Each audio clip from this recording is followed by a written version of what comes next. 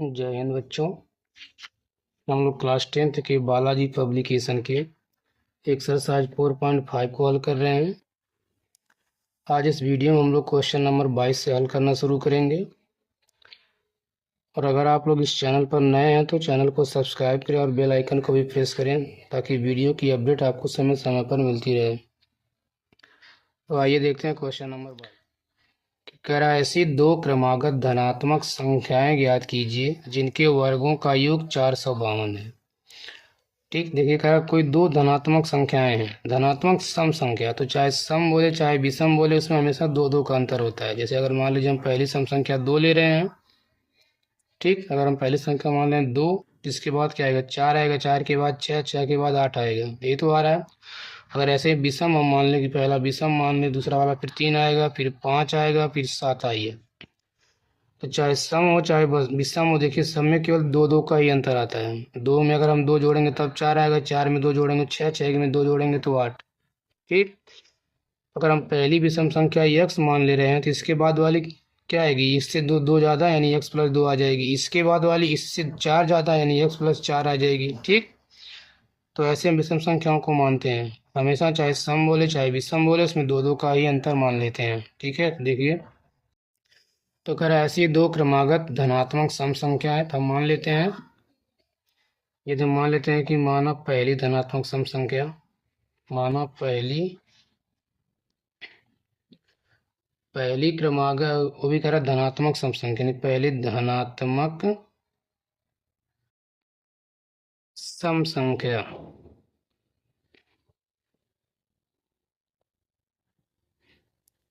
अगर पहली वाली को हम x मान लेते हैं तो इसके बेस पर दूसरी वाली क्या आ जाएगी,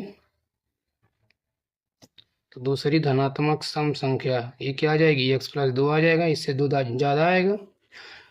अगर इसके बाद वाला मानना होता तो x+4 मान लेते हैं। ठीक है, अब लिखते हैं प्रश्नानुसार।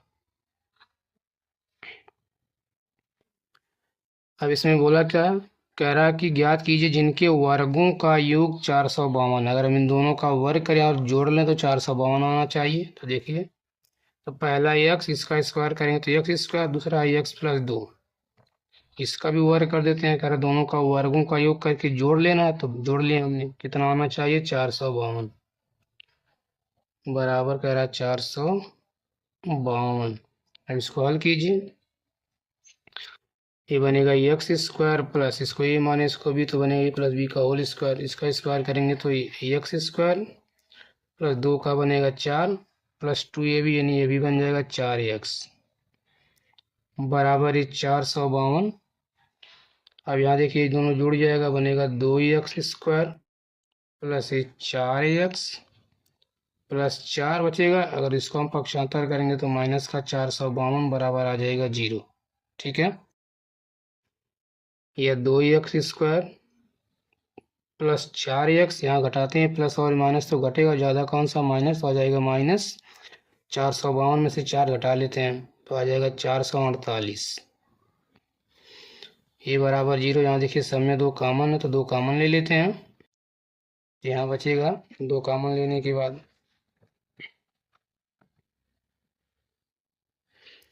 ये हो जाएगा x² प्लस 2x माइनस 2 दूना 4, 2 दूना 4, 2 चौक 8 बराबर 0। इसको पक्षांतर कर देते हैं तो x² प्लस 2x माइनस 224 बराबर 0।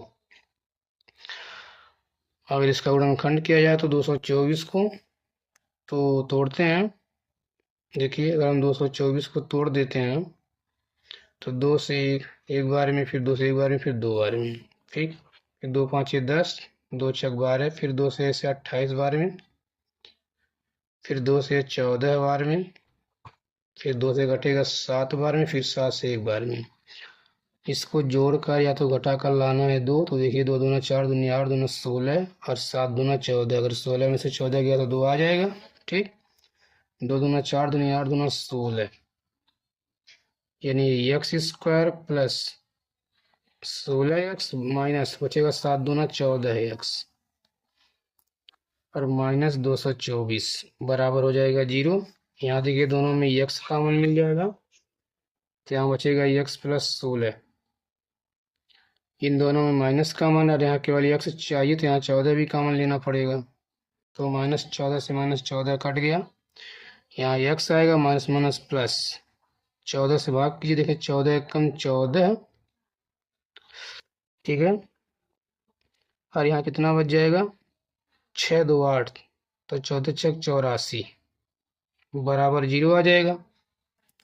दोनों में कॉमन मिल जाएगा x प्लस 16, तो यहाँ क्या बच जाएगा x और यहाँ बचेगा -14 बराबर 0। यदि मान लेते हैं कि यदि x प्लस 16 बराबर 0, तो x बराबर क्या आ जाएगा, -16, ये हो जाएगा अमान, ठीक है, क्योंकि क्या ऋणात्मक है, ऋणात्मक है, क्योंकि हम पहले इसको धनात्मक माने हैं ना। और अगला हो जाएगा कि यदि x -14 बराबर 0, तो x बराबर आ जाएगा 14, ठीक। लिख देंगे अतः दो संख्या निकालना था,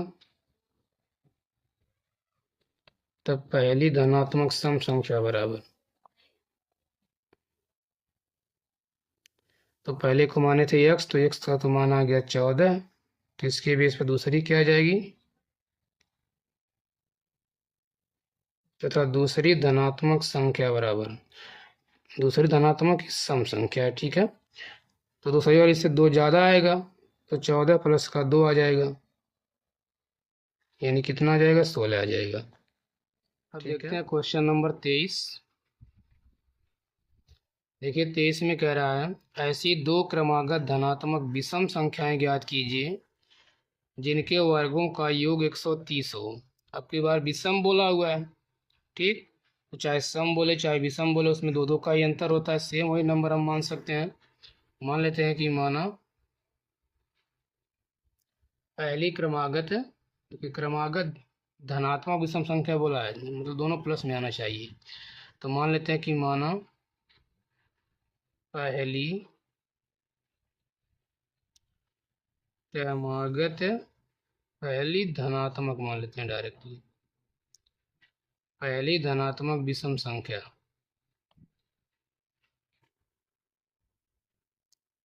इसे मान लेते हैं x, ठीक। फिर ऐसे मान लेते हैं दूसरी वाली, तथा दूसरी धनात्मक विषम संख्या, तो इससे 2 ज़्यादा आएगा, यानी आ जाएगा x प्लस 2, ठीक। अब प्रश्न में क्या बोला, तो लिखेंगे प्रश्नानुसार। इसमें भी कह रहा है कि जिनके वर्गों का योग 130 है, इन दोनों का स्क्वायर करना और जोड़ लेना है।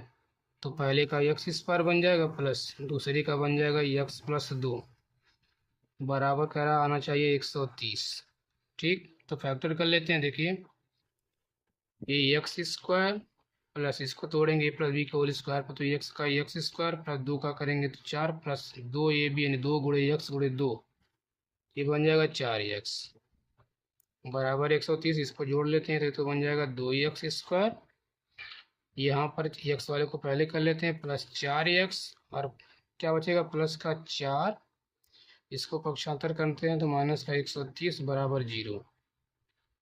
तो 2x स्क्वायर प्लस 4x, ये देखिए प्लस माइनस है तो घटेगा, माइनस आ जाएगा, 130 में से 4 घटा लीजिए तो आ जाएगा 126 बराबर 0।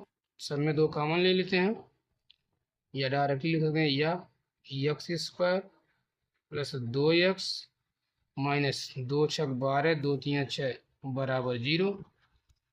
तो 63 7 9 63, या 9 7 63, और 9 में से 7 गया तो 2 हो जाएगा ना, यानी x स्क्वायर प्लस इसको लिख सकते हैं 9x माइनस 7x माइनस 63 बराबर 0।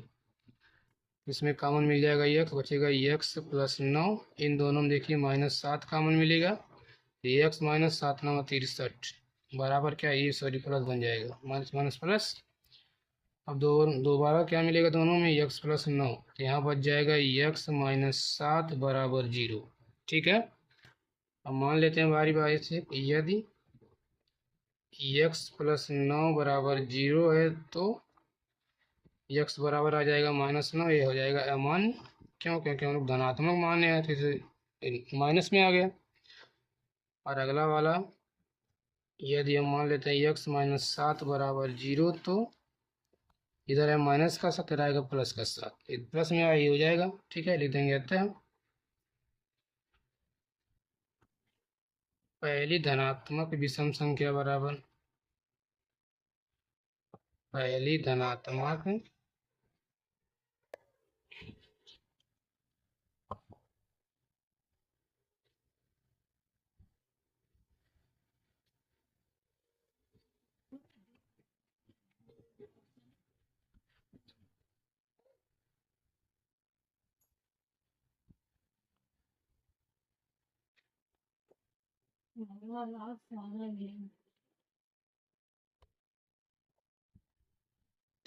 तो पहली धनात्मक विषम संख्या क्या हो जाएगा, इसको हम लोग माने थे x, तो x का मान कितना आ गया, 7 आ गया। इसी प्रकार तथा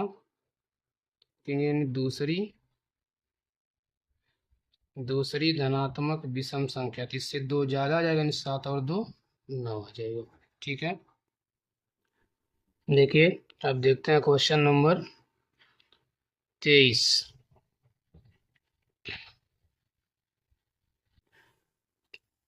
23 वाले में क्या कह रहा है, सॉरी क्वेश्चन नंबर 24 वाला।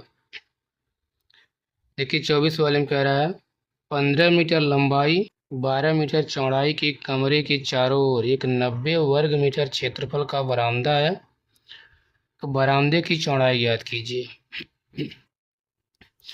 देखिए यहाँ बरामदा का मतलब जैसे कोई हम कह सकते हैं ना, वो जो बोलते हैं मतलब बाउंड्री कह सकते हैं, फिर चार दीवारी कह सकते हैं। कह रहा है कोई आयताकार एक कमरा है, आयताकार मतलब आयत के आकार का है। ठीक है, जैसे मान लेते हैं एक कमरा है इस, ठीक, ये क्या है, एक आयताकार कमरा है तरह, जिसके चारों तरफ बाउंड्री लगा हुआ है। बाउंड्री कह सकते हैं, इसको हम बरामदा भी बोल सकते हैं। तरह कोई क्या एक बरामदा लगा हुआ है, वो बरामदा है।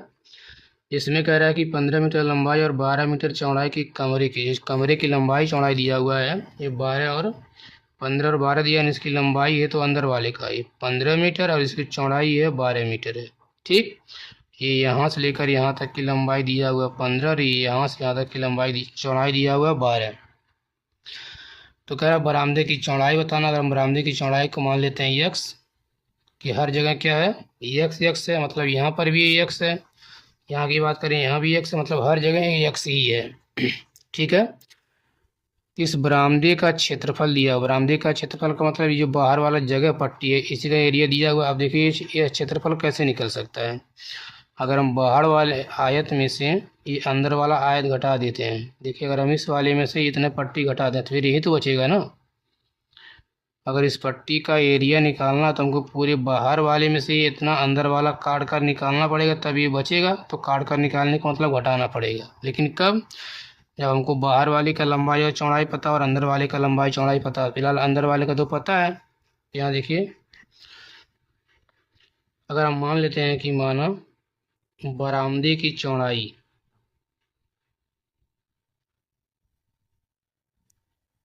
माना बरामदे की चौड़ाई, इसको मान लेते हैं यक्स मीटर है। ठीक है, तब देखिए चौड़ाई है और यहाँ पर तथा हम मान लेते हैं क्या रूम की या फिर कमरे की लंबाई चौड़ाई दिया ही है, दिया है ना। कह रहा है कि 12 मीटर लंबाई, 15 मीटर लंबाई और 12 मीटर चौड़ाई की कमरे की चारों। तो यहाँ पर कमरे की लंबाई, लंबाई तो दिया हुआ है 15 मीटर और कमरे की चौड़ाई ये भी पता हमको पहले से 12 मीटर। हम निकाल लेते हैं बाहर वाली आयत की, लिखेंगे बाहरी आयत, या बाह भी बोल सकते हैं, बाह आयत की लंबाई कितना हो जाएगा। तो यहाँ देखिए लंबाई का मतलब ये यहाँ से लेकर यहाँ तक, यहाँ से यहाँ तक की लंबाई कितनी है 15 है। तो इधर फिर इधर बढ़ रहा है, तो यहाँ भी बढ़ रहा है, इसकी चौड़ाई तो हम यक्स माने, यक्स यहाँ बढ़ जाएगा, यक्स यहाँ बढ़ जाएगा। कि यहाँ से लेकर यहाँ तक 15 है, तो हमको निकालना यहाँ से यहाँ तक, अगर जितना ये आएगा उतना ये भी तो आएगा। तो यहाँ से यहाँ तक की लंबाई, तो यक्स यहाँ बढ़ जाएगा, यक्स यहाँ बढ़ जाएगा, 2 बार यक्स बढ़ जाएगा। तो 15 था, इसमें बढ़ जा कितना x यहाँ x यानी 2x बढ़ जाएगा। ठीक, क्या आ जाएगा बाहरी आयत की लंबाई यानी 15 प्लस का 2x। ऐसे निकाल लेते हैं बाहरी आयत की चौड़ाई। देखिए चौड़ाई का मतलब यहाँ से लेकर यहाँ तक की बोल रहा है, तो हमको पता कि यहाँ से यहाँ तक की चौड़ाई 12 है, ये तो आएगा ना। अब निकालना पूरा यहाँ से यहाँ तक, यहाँ से यहाँ देखिए इतना ये बढ़ रहा है, मतलब x यहाँ बढ़ जा रहा है, x यहाँ बढ़ जा रहा है, तो ये भी कितना बन जाएगा 2x बढ़ जाएगा, यानी बढ़ जाएगा 12 प्लस 2x। ठीक, अब लिखेंगे तो बरामदे का क्षेत्रफल बराबर, तो बरामदे का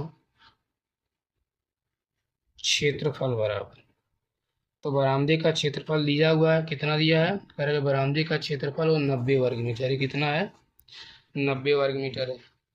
लेकिन बरामदे का क्षेत्रफल आया कैसे होगा, बरामदा का मतलब ये पट्टी बन रहा है, इसका एरिया हम तभी निकाल पाएंगे जब हम बाहर वाले में से यानी बाहरी आयत से अगर हम अंदर वाला आयत घटा देते हैं हमको यही मिलेगा ना। तो यानी बरामदे के क्षेत्रफल को क्या लिख सकते हैं, लिख सकते हैं यानी बाहरी आयत या फिर बाह्य आयत का क्षेत्रफल, बाह्य आयत का क्षेत्रफल और माइनस क्या आ जाएगा कमरे का या फिर आंतरिक आयत भी बोल सकते हैं, यानी माइनस कमरे का क्षेत्रफल और बराबर है तो 90 दिया हुआ है। और ये सब है कैसा आयताकार है, तो आयत का क्षेत्रफल का फार्मूला होता है लंबाई गुणे चौड़ाई। इसकी लंबाई कितनी है, इसकी लंबाई है तो 15 प्लस 2x और इसकी चौड़ाई है 12 प्लस 2x, फिर माइनस कमरे का क्षेत्रफल, तो कमरे की लंबाई है 15 और चौड़ाई है 12, बराबर आ जाएगा 90। अब इसको हल करते हैं, इसको गुणा करेंगे तो 15 गुणे 12, 15 बराबर में 180, फिर प्लस 15 गुणे 2 करेंगे तो 15 दूना 30x, प्लस अब 2x का करेंगे 2, यहाँ पर 12 दूना ये 24x, फिर प्लस है तो प्लस 2 दूना 4 एक्स स्क्वायर और माइनस इसको करेंगे तो 15 बराबर में भी बन जाएगा 180 बराबर 90, यही तो आएगा। यहाँ देखिए प्लस 180 और ये माइनस का 180 कट गया। इस बड़े पावर को पहले कर लेते हैं, ये आ जाएगा 4x स्क्वायर, फिर प्लस क्या बचा इन दो ये भी एक्स वाला जोड़ लेते हैं 30 और 20, 50 4 54x। ठीक, इसको पक्षांतर कर लेते हैं इधर, तो आ जाएगा माइनस का 90 बराबर 0। ठीक, अब आगे देखते हैं, तो यहाँ देखिए तो ये बचा नहीं 4x square plus 54x minus 90 बराबर 0। अब इसमें देखिए सब में 2 कॉमन मिला तो 2 कॉमन भी ले सकते हैं, तो 2 कॉमन लेने पर यहाँ बचेगा एक्स स्क्वायर प्लस 2 से भाग करेंगे 27 दूना 54x माइनस 2 से 90 में भाग करेंगे तो 45 बराबर 0। 2 को उधर भेज देते हैं, इधर बचेगा x square plus 27x minus 45 बराबर 0। अब इसका फैक्टर कीजिए। ठीक है, यहाँ 2 कॉमन लिया सॉरी ये 2x स्क्वायर बचेगा। ठीक है, तो कर लेते हैं 45 दूना 90, अगर 90 को तोड़ा जाए ठीक तो कितना बन सकता है, देखिए 30 तिया 90 और 30 में से 3 गया तो 27 हो जाएगा सेट, तोड़ के देख लीजिएगा। यानी 2x स्क्वायर प्लस 27 को हम लिख सकते हैं 30x और माइनस 3x, फिर बचा माइनस 45 बराबर आ जाएगा 0। ठीक है,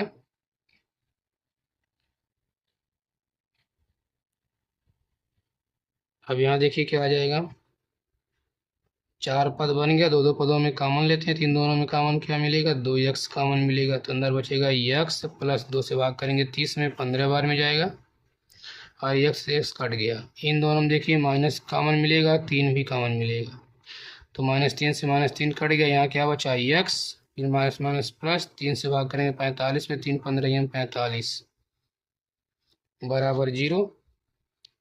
अब इन सब में दोबारा कॉमन मिल जाएगा x प्लस 15, तो बचा क्या यहाँ से 2x माइनस 3 बराबर 0। बारी बारी से इसको 0 के बराबर मान लेते हैं, तो देखिए मानते हैं कि यदि x प्लस 15 बराबर 0 तो x बराबर क्या आ जाएगा -15 हो जाएगा अमान्य। ठीक, क्यों? क्योंकि दूरी धनात्मक होती है, माइनस में तो आएगा नहीं, लिख देंगे चूंकि दूरी ऋणात्मक नहीं हो सकती है। ठीक, अगला देखिए, मानते हैं कि यदि 2x-3 बराबर 0, तो 2x बराबर क्या आ जाएगा?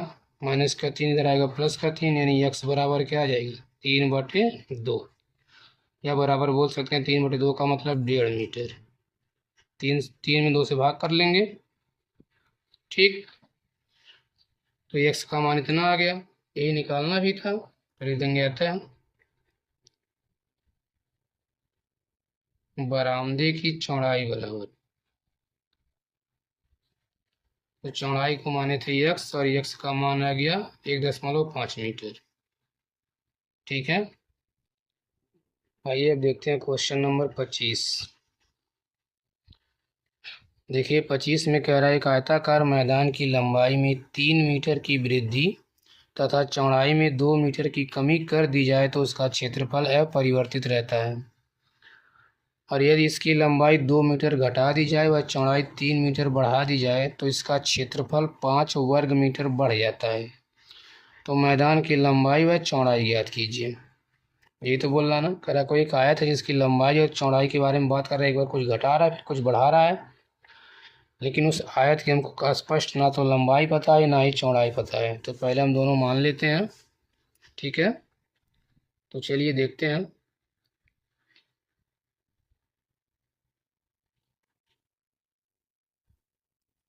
अगर हम मान लेते हैं कि क्या ये आयताकार मैदान, नहीं मान लेते हैं कि माना आयताकार मैदान,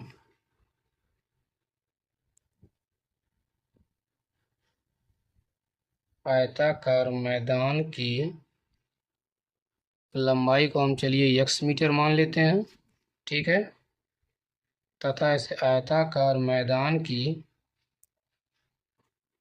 चौड़ाई को हम मान लेते हैं y मीटर। ठीक, अगर लंबाई x है चौड़ाई y है, तो बताइए, तो इस आयताकार मैदान का क्षेत्रफल क्या हो जाएगा? क्षेत्रफल बराबर होता है क्या? लंबाई गुणे चौड़ाई, लंबाई है x, चौड़ाई है y, तो आ जाएगा xy वर्ग मीटर, यही तो आएगा। अब आते हैं इसकी कंडीशन भी, बोल क्या कह रहा है देखिए, लिखेंगे प्रश्नानुसार या फिर पहली शर्तानुसार या पहली शर्त से या फिर स्टेप फर्स्ट। देखिए, कह रहे आयताकार मैदान की लंबाई में 3 मीटर की वृद्धि तथा चौड़ाई में 2 मीटर की कमी कर दी जाए। देखिए पहले लंबाई क्या थी? लंबाई थी x, पर इसकी लंबाई में 3 मीटर की वृद्धि, तो x+3 आ जाएगा लंबाई।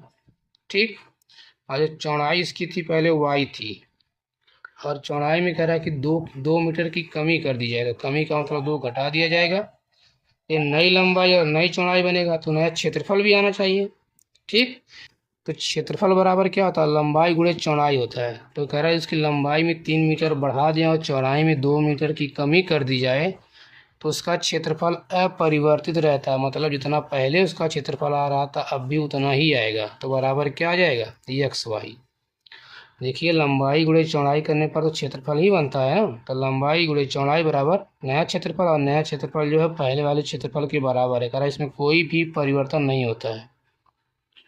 इसको हल कर लीजिए, गुणा करेंगे तो x गुणे y करेंगे तो xy, फिर माइनस x गुणे 2 करेंगे तो माइनस का 2x, प्लस 3 गुणे y तो 3y, और प्लस माइनस का माइनस, 3 दूना 6 बराबर आ जाएगा xy।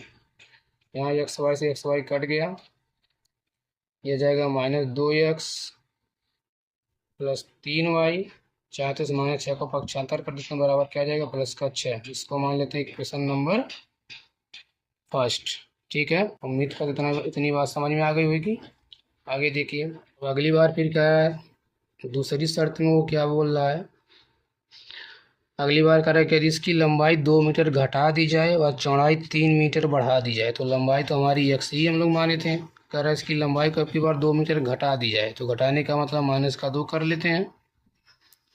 और कह रहा है इसकी चौड़ाई जो है, चौड़ाई 3 मीटर बढ़ा दिया, पहले चौड़ाई थी y, 3 मीटर बढ़ गया मतलब 3 ऐड कर देंगे।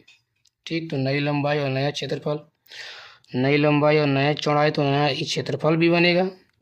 तब क्या कह रहा है?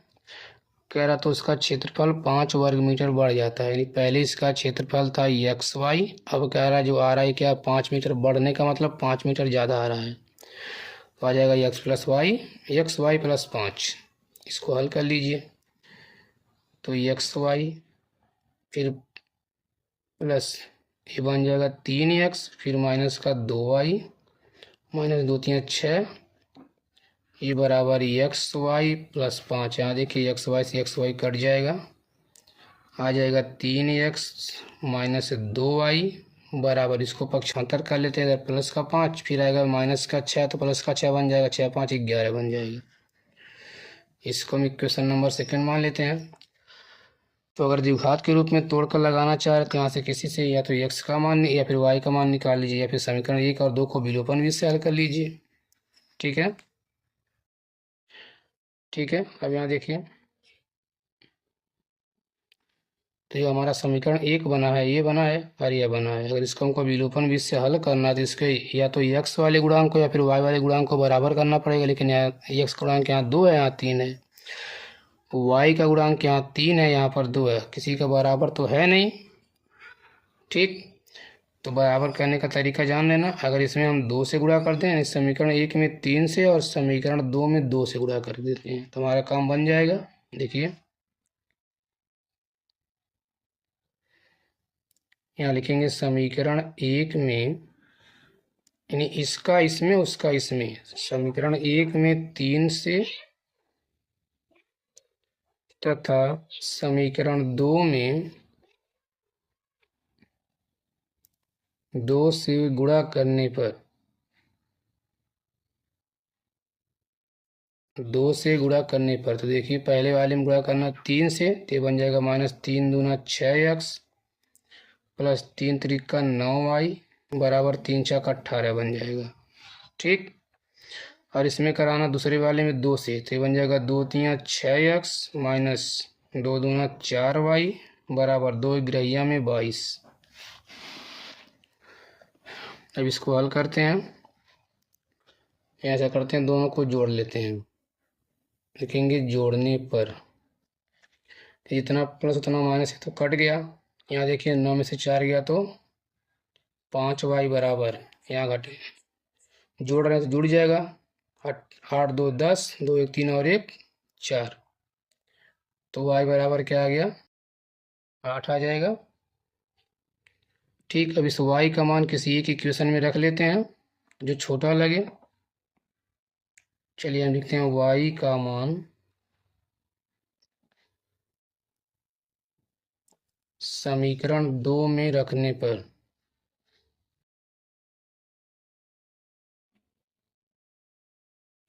ठीक है। तो समीकरण 2 हमारा क्या था, देखिए ये तो था ना 3x माइनस 2y बराबर 11, यहीं पर अब जहाँ y है वहाँ पर रख देना है 8, तो 3x माइनस 2 गुणे 8 बन जाएगा बराबर 11, यानी आएगा 3x माइनस 2 गुणे y के स्थान पे 8 बराबर 11, तो ये बन जाएगा 3x माइनस 8 दूना 16 बराबर 11, तो 3x बराबर 11, इधर आएगा तो प्लस का 16। ठीक, तो 3x बराबर 11 16 जोड़ेंगे 27 आ जाएगा, तो x बराबर 3 9 27। ठीक, लिख देंगे अतः जो माने थे, अतः आयताकार मैदान की लंबाई बराबर, तो लंबाई हम लोग माने थे x, और ये x का मान आ गया कितना, 9 मीटर। ठीक, ऐसे तथा आयताकार मैदान की चौड़ाई बराबर, तो चौड़ाई माने थे y और y का मान आ गया 8 मीटर। ठीक है, तो 9 और 8 आ जाएगा इसकी लंबाई चौड़ाई।